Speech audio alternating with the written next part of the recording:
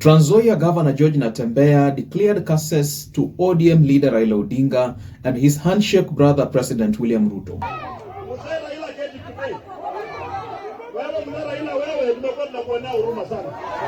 Watu wamekuwa nakufa na wewe kuanzia wakati wa Moi mpaka sasa.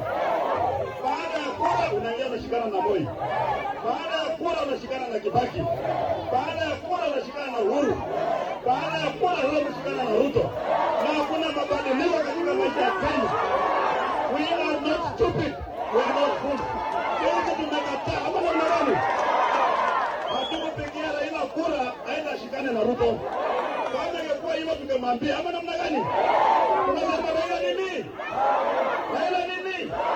Raila Riswa ndio. Maana hawa ndio wamefanya umaskini wa Kenya. Na mimi siwaji. Tunapambana mpaka mwisho. Ruto ni binadamu kama mimi. Anatumia hela kama mimi. Anakula chakula kama mimi. Anazaliwa na mwanamke kama mimi. Now it seems like there's a lot of anger being shown publicly by Western leaders, especially those ones not in William Ruto's government.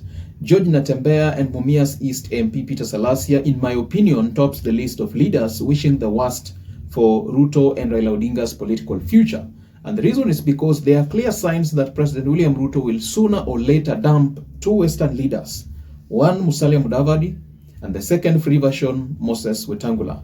Now, Governor Natembeya has seen clear evidence that the president, alongside the ODM party leader Raila Odinga, will soon blackmail the Luhya community, and that is why he is taking it upon himself to grab the bull by the horns. There are two reasons why Raila Odinga is hated more than ever before in the history of Kenya. Now, the first one is that it has become clear that the former prime minister serves his own personal interests rather than the interests of the people. And this was seen when, after the long battle of the Gen Z revolution of June 2024, the self-proclaimed Prophet Joshua went ahead and had a handshake with the president and the perpetuator of fiscal injustices that brought about the Gen Z revolution of June 2024. Now, he went ahead to form the so-called broad-based government with President William Ruto. Now, number two, I can tell you without fear of contradiction that the so-called memorandum of understanding that was signed between President Ruto and Raila Odinga is as useless as heck. The reason is because all the 10 points stipulated in the MOU and agreed upon by the two parties are already enshrined in the Constitution. One then wonders what role Raila Odinga is going to play in the implementation of the 10 points agenda. The third point, for instance, is about protection and strengthening of devolution. This is what the law requires actually. I wonder why Raila Odinga has to be brought on board for President Ruto to execute his constitutional mandate. Now, another one is to fight corruption and to protect sovereignty of the people. All these are constitutional duties of the Commander-in-Chief, William Ruto.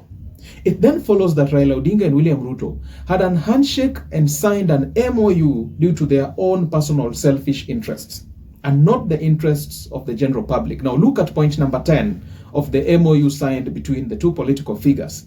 And this involved stopping wastage of public resources. Now you tell me, do we need Raila Odinga on board so that public resources can be managed properly and squarely for the benefit of the country? Isn't this the responsibility of the head of state to provide leadership in accountability and effective governance? Natembeya understands that all that William Ruto and Raila Odinga is doing now is intended to enable them survive politically. And it has nothing to do with the interests of the Kenyan people. That is why he displayed the manner of anger and drama that we saw in the clip that I just played a few minutes ago.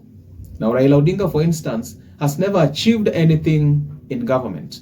Much of his achievements can only be traced back to the time when he was, in active opposition. During President Moi's time, he fought for multipartyism, and this brought about reforms to our country's democracy. He had a handshake with Mwai Kibaki in 2007. During Uhuru's time, he had a handshake with him. Now it's William Ruto's time, and the story is not any different. The president now has created the same mongrel of government that he once criticized when he was in England.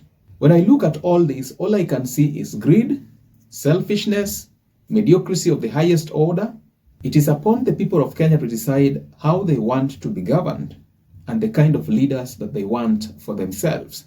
And this will only be done on the ballot. At the end of the day, guys, this is just but my opinion.